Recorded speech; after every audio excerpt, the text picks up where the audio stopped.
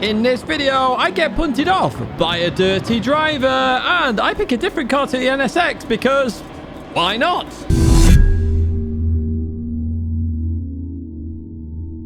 Hello everyone, and welcome back to a Gran Turismo video. We're back with Daily Race C, and this is a race that got a very low score in my weekly race guide. If you've not seen that before, I'll link it at the end of this video. It'll explain this race and give you some tips on how to improve. There's some more tips in this one as well. What we're going to do, first of all, is jump ahead here, where the Portuguese driver's been overtaken by an old Nissan GTR. Unfortunately, there's contact between the two, and do they recover it? That is the question. Yes, they do, and they're going to come back on the circuit. Then I'm up ahead. Jump aboard Gerard, though, heading in towards Tidgney 1 here as we continue on through. Up ahead, that's Marcus going a bit wide there. Oversteering, Gerard unfortunately taps the rear of them there. Nothing really they could have done. And that Nissan GTR, once again, goes by. Constant goes by as well. Nice to see the Olympian in this one as we jump back on board myself, trying to follow Digit through on Gerard, who was just involved in that incident. So we tried this race in the weekly race guide, and it was just a bit awful, to be honest with you. We tried 2-stop, which didn't work. And tyre wear seems to be very extreme. Now, I wouldn't normally show this particular race I'm showing you right now with what you will see coming up, actually. But I'm going to show you for a very good reason. First up, though, we're going to be racing Gerard here. So we just get alongside Gerard on the exit of Spoon here as we head towards 130R. It's very tight here indeed. Let's go and chase cam to actually have a look at this a little bit better. As we go through here side by side, we make it work somehow there. Brilliant racing here as we go in towards the chicane, then hard on the brakes here as we go into here then. Slight bit of contact, nothing major there. However, on the exit, Gerard just spins me out for no reason whatsoever. Now, I wasn't sure whether that was on purpose or whether there was an issue there at the time in terms of the live reaction. So let's jump on board Gerard then as we go through the left-hander here, 130R, and head towards the Casio Triangle. So hard on the brakes here as we go into here. There's plenty of room on the outside there, so no reason to worry. But they just accelerate into me and force me off the circuit. So just terrible driving from Gerard there. Literally dirty driving in a nutshell. They're part of a team called AVA, sorry. And there's me spinning out. So I'm not sure what actually happened there into turn one. I was very confused by it as well. My car went really light and just spun out. Yeah, Gerard's a part of AVA, so I'd avoid that team apparently. You know, I don't like to really put something on a team, but even so, if someone's purposely driving dirty like that was pretty crazy. Now Gerard is getting a bit of karma back here as they run off the circuit on the left-hander here on lap number 5. Going to head towards Tidgney 1. Unfortunately for them, with dirt on their tyres, they can't do Tidgney 1. They'll try and come back on the circuit. They'll spin out, and they've really lost the plot now. And this is karma coming back. Says that Nissan GTR, not doing the greatest in the world. There's me! Happy days! We're back ahead. All's well in the world then. So we head towards the end of lap 5 now, heading towards the chicane. You may notice down that bottom left-hand side, our tyre wear is atrocious. Lap number 5, and we've basically got nothing left right now. So we are going to come in the pits here, and we are going to change tyres. At the time, I thought it was going to be to do with the spin, the crash, in terms of the tyre wear. It's only on time 3, but it does seem very extreme at the moment in this particular race. Leave the pits. Tyre temps around 60 degrees as we leave the pits then, as we go in towards turn number 1. And I think, oh no, we're still in P13 there to see the overtake on the right hand side. We're jumping on board El Couch Driver. This is going into the left-hander then, and they're just going to go for a spin. Do they catch it? No. Oh, they're still spinning here as they go off the circuit then. Interesting livery. Hello Kitty on the back. Right, so they're going to spin round here then and get back on circuit. You see me in the top right-hand side there. I am approaching El Couch Driver here. And watch what they do. This is insane sportsmanship here, actually. They brake to let me go and actually dive out the way. I don't think they needed to do that, but even so, I appreciate that. That's insane sportsmanship. I've jumped to lap 11, and look at that tyre wear. It's just gone. So one thing I've noticed here, look at those tyre temps as well, above 90, and throughout my stint, they stayed above 90. I was on my own for most of it, so of course I was trying to put in fastest lap after fastest lap. The car wasn't really working very well, if I'm brutally honest with you, either. It just felt very awkward and horrible, and now you're seeing the result of that, with the tyres being very high on those temperatures, above 90 degrees. The car can't turn because I've got no tyres left here as we continue on out of there. Fortunately, we head towards the line. We're not going to come last here, but we lose 10 plus seconds there on that final lap because we didn't pit again. It shows you, in this situation, I should have pit again and just got another clean set of tyres on.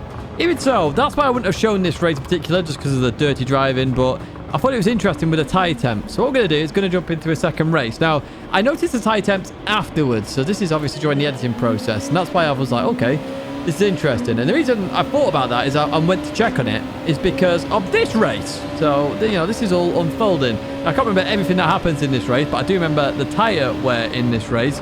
So we're going to go in towards turn 1. So one's off in the distance there. That was the Portuguese driver off again. And they have an awful situation in towards turn 1. But they managed to come back on. Didn't lose any positions. Maybe one there. But nothing absolutely insane here as we continue through the S's then here at Suzuka. Starting P14. This is the normal scenario. Stuck in a line. Stuck in dirty air, not really being able to do anything here, but they make a mistake on the left-hander, so I try and get on the inside here. I back out of it there. I saw them coming across just to avoid any contact there, and we all settled down here. SC Fire also went for the move there, and they backed out of it as well, so we can settle down. We can breathe a little bit here. Going through Tidgney 2 there, I get an absolutely insane run out of that corner. Then we go and chase cam to watch this move then side by side as we head in towards the hairpin. Is it done? Yes, it is. We are up into P13. Let's jump back on board then. What we will do actually is advance a bit further ahead. Lap number 2, we catch up to the old GTR then, heading towards turn number 1. So it's nice to see a GTR being attempted here, or a different car, as we go in towards turn 1. We can't get past them yet. They are quicker on the straight. However, in the corners, it just don't have the downforce that I have. Also notice the tyre temps are around 75 to 78 there. So, you know, they're staying well below 90 at the moment as we go through this left-hander and into the right. Keep an eye on those tyre temps throughout this race in particular. It's going to be very interesting information for you, I'm sure. The GTR there just struggling on the left-hander. We're getting on the inside here. Up into P12 we go then as we continue towards Tidgney 1. Now we're jumping back on board El Couch Driver. We saw them in the first race. In the second race, at lap 2 at the hairpin, well, they decided to park it there, the NSX. Can't park there, sir. Can't indeed. And what we're going to do is jump back on board here as we approach the spot. So start lap number 4 here. We approach the French driver who goes defensive in towards turn 1. Around the outside, very difficult to do, especially if you don't know the driver. They left me room though. Brilliant driving from the Red Baron, and they are going to defend that position then as we continue on through there. Again, notice the tyre temps nowhere near 90 degrees, and tyre wear is looking fantastic. Remember, lap 5 in the previous race, I had hardly any tyres left.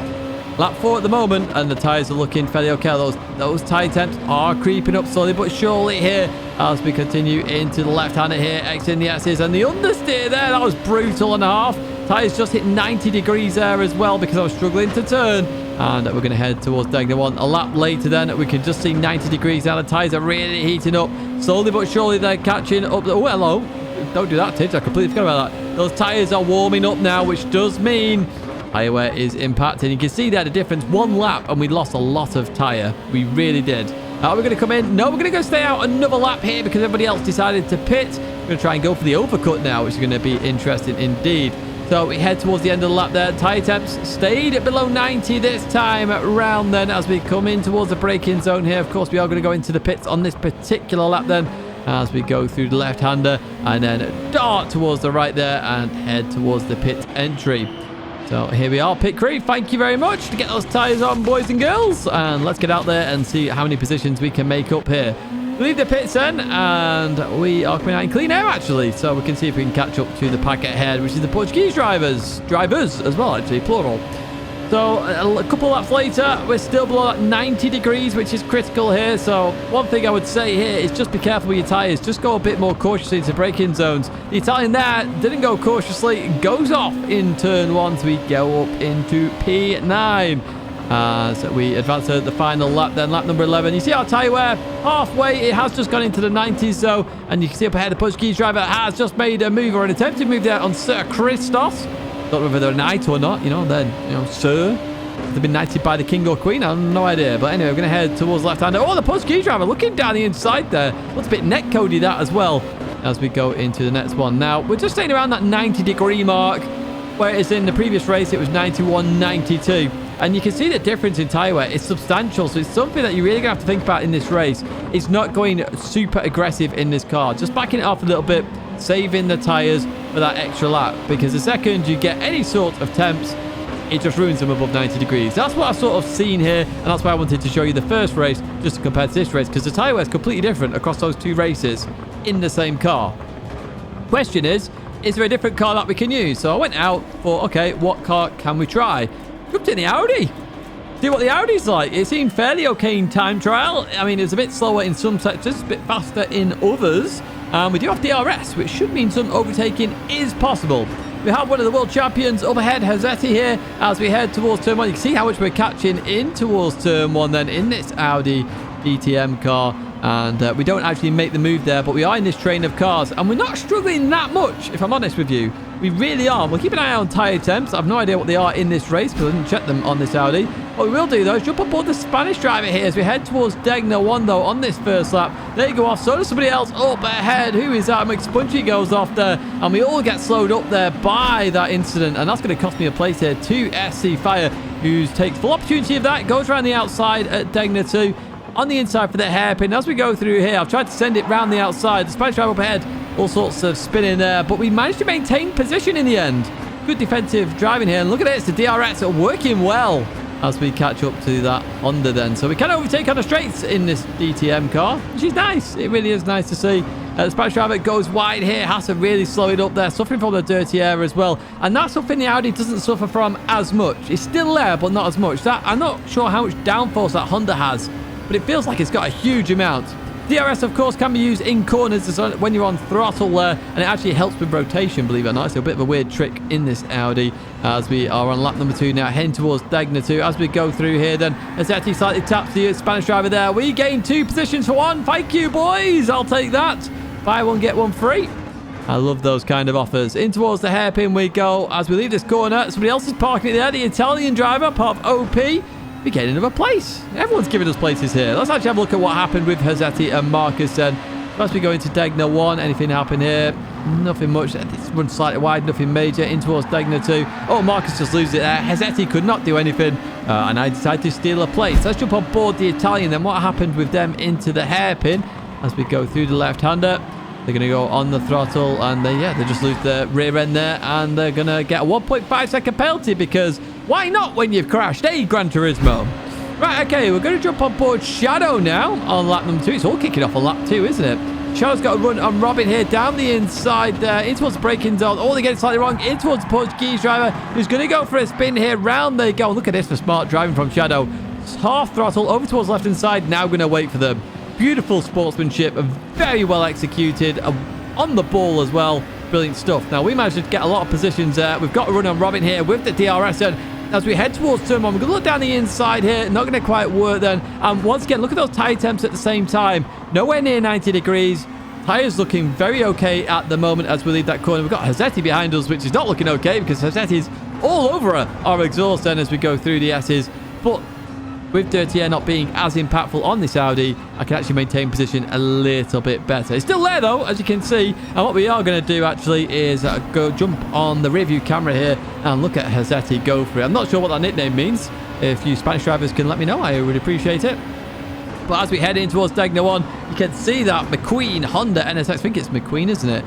Literally looking like it wants to get past me very quickly indeed. But I'm holding my own here. Holding my own in this Audi. So it is a car you can think about potentially for this race. As we go into the hairpin though, and go a little bit deep, Azzetti goes on the inside then. As we leave that corner side by side, the RS helps me here, boys and girls. Look at this. A clean on by, and we defend the position, even though we went deep at the hairpin.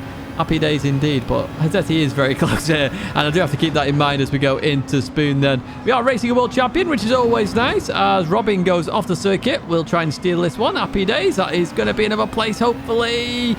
There we go. We're on the inside. Azzetti's following me through as well then. And I head over towards the right-hand side. And Azzetti's actually going to bump draft me here, knowing I've got a bit more speed here. Maybe beneficial for Azzetti. I'm not sure what the strategy was, but it does make sense to do that right now as we head towards the chicane. I'm going to go hard on the brakes. Azzetti then sends it down the inside. Oh, hello. I did not see that in the race. It was a blink of an eye with the NSX then. We'll have a look at that in a second. But Azzetti goes on through. Very close to them, though. And guess what? DRS, boys and girls. It works. It works a charm here. Right, okay, here we go. We are in that slipstream. We are going for this now. There's McQueen on the back. Down the inside we go. Then can we get this move done?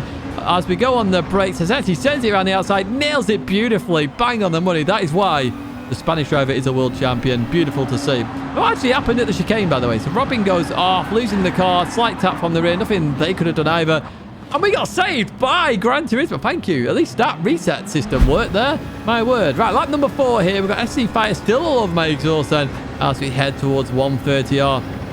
Tyre temps getting closer to that 90 degrees now. But I'm on my own here, so yeah, I'm pushing the limits of this car. And, you know, it will start to creep up slowly, but it's not creeping up as much as the NSX was. The NSX just honestly rocketed on my own. It really did. On the exit of corners, I'll just whack that DRS and just get the acceleration going here. And we are able to defend from the NSX. We've seen that already. Up ahead, somebody is off the circuit there. Very easy to do that. Now, as we approach Tidgney 1, there's no point me sending it here. So I lift off. I know where they're going, and it's Narnia. When you've got dirt on your tyres, that car has no grip whatsoever.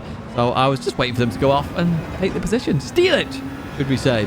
So we head towards 130R, lap number 5. SC5 is still on my exhaust here as we continue on through as we head towards the Casio triangle. Hard on the brakes then. And you see our tyre wear is going down. Now we have been clipping that 90-degree area. And it is more likely in this car with the engine over the front end. You know, your front tyres are working that little bit harder. There's my team then. Change it over. Thank you, Pit Crew TCR. And off we go in this DTM car. Nice to see something different other than the NSX, I suppose, in this race. But up ahead, I think that was a 3-second penalty for Skelkov. Let's have a look at this one. Yes, it was indeed. So that'll be a pit lane infringement then. 3 seconds. That's a huge old amount of time. Right, we're going to fast forward through the S's. What's going to happen here? Heading in towards the left-hander here. Oh, Lady Tidge is back. You can see that in the webcam. And look at that. Mistake from the driver there. We'll take that. Up into P10 we go then. As we continue on through. Oh, hello. That's a mini mistake. Oh, we survived. I did not remember doing that, but I'll take it. I survived. I'm a survivor. Right, okay. Here we go. The SC5 came in a lap later, and we have stayed in front then with that undercut, which is always nice to see as we go into turn 1. We're not that far off the lead either. 8.4 seconds. Not too shabby at all. Tyre temps around 70 degrees. We jump up board Levitius and lap number 9. In towards turn 1 we go. And Levitius gets the exact same issue I had in the first race after my crash, where the whole car just gets weirdly light and you can't save it. It just spears off the circuit. Now, do we get past Levitius? That is the question. There I am. Happy days. DTM car up into P5. We'll take that. Lap number 10, we jump aboard Mata Jr. then as we go in towards turn number 1. What happens here? Oh, they clip the outside. A bit too aggressive on the braking. And they go off to the realms as well. And do we get past them here? Yes, we do. There I am. Hello, everybody. Look, DTM car in P4 now. Let's see if we can hold it as we head towards the final part of this race. Tyre temps getting close to 90 degrees. Again, I've only noticed this in editing, so it's just something to keep you aware of. The 90-degree barrier for tyre wear. It really is there. Levitius going for the move down the inside at the chicane. Do they get it done here? Yes, they do. Gives me a bit of a buffer zone, though. 2 SC Fire behind here. On the final lap we go then. Levitius is catching up as we go into the left-hander. My tyres really are worn at this moment in time as we go through Spoon here then. On the throttle, here we go. DRS enabled. We get over towards that left-hand side. I want to defend this as much as I can. I can't really do much else here other than defend then.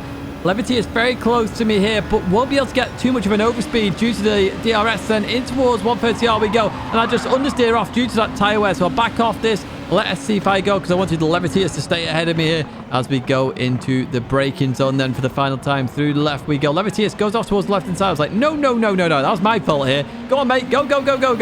No, my mistake, my fault. You keep the position. No need to have done that, but you gave up P4. But even though it was a brilliant race there, and actually a more enjoyable race than I had in the NSX. In all 3 races I've done it in the NSX today, that Audi was better. Now, I just want to talk about this race a little bit, okay? Because I'm a bit confused in terms of why Gran Turismo have even given us this race. At the moment, the time trial for 2 million credits is Suzuka Group 2. And I thought they did that because Super GT is there this week at Suzuka. But then they gave us this race as well. I'm confused. Why? Now we've got 2 events at Suzuka on the same week. It's a bit pointless. Now, with this race in particular, why can't we have the tyre temperature information? Again, I'm going to have a bigger video on tyre temperatures coming, so please bear with me with that one. But even so, we are seeing a very critical temperature of 90 degrees. We had a talk in Discord about it after. Me and Consta had a brief discussion on it. Consta thinks it's 90 degrees for all cars. I think it varies on a per car basis, but again, that's why I'm doing the testing. But even so, at 90 degrees, the tyres just rip themselves apart, the soft tyre. So nobody really knows those temperatures without using an app. And some people are using the app. A lot of people are not using the app in Gran Turismo. So now we know that information, okay? So you're going to have to really be cautious with this race. But it pulls it back to the question of, why does this race even exist? Now, we've got ×3 tyre wear. Arguably, that should be ×2, I imagine, just to really allow people to race. Group 2 is completely unbalanced at the moment. The NSX is the only car really viable there, although I did show the Audi can at least race a little bit. But even so, we've got the time trial. We've got this race, both at Suzuka. Why? There are plenty more other circuits we could use. Why not use a different time trial track then, if we're going to do the race at Suzuka? Alternatively, the time trial came out first, so let's have a different track to use. Yes, compare against real-life events, but we did that in the time trial. Suzuka Group 2. There was no need to do this race. So I'm not a fan of this race in the slightest. I think it's one of the worst daily races they've ever created. I know some people didn't like the Honda race, but I preferred the Honda to this one. This daily race to me is just shocking. No real racing due to the dirty air, the extreme dirty air, which I haven't moaned about too much in this video, but it needs to be reduced drastically. It really does. Tyre temperatures, which are causing absolute tyres to shred to smithereens. It's just not a nice race. It really isn't a nice race. It's not fun to drive, and yeah, that is it for me. Do you like this race, though? You know, maybe I'm just, you know, getting a bit quicker lap times and it's just burning the tyres up a bit too much. Maybe it's a me problem, a skill problem. I don't know. Do let me know in the comments, though. I appreciate all your thoughts and feelings. That's going to be it for this video, though. I do hope you have enjoyed it. If you did, as always, give it a like. Do subscribe to the channel. Stay in touch with all the latest content. But that is going to be it for me, folks. Thank you so much, and I hope to see you in another video or live stream again very soon. And check out that weekly race guide right there, because it may be of help to you.